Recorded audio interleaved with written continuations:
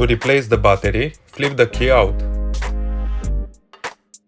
Using a small flat screwdriver, you have to press and push this little tab or push button, and at the same time pull the upper part of the key out.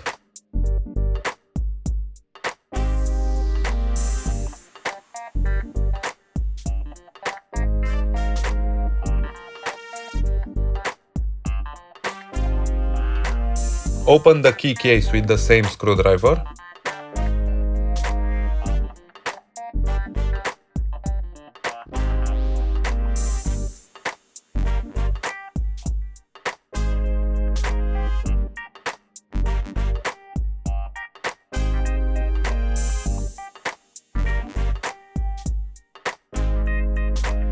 To release the battery, press the safety pin.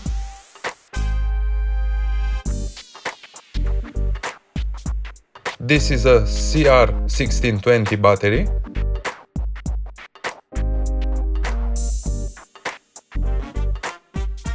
Install a new battery with the positive side down.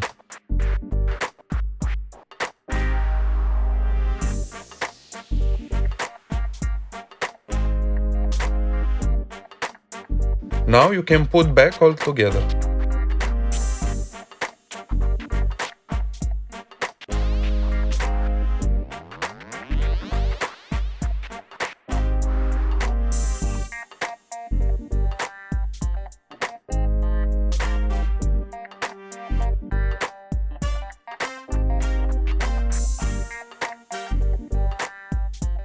This was my video. For any questions, you can leave a comment and I will try to answer all of you. Thank you.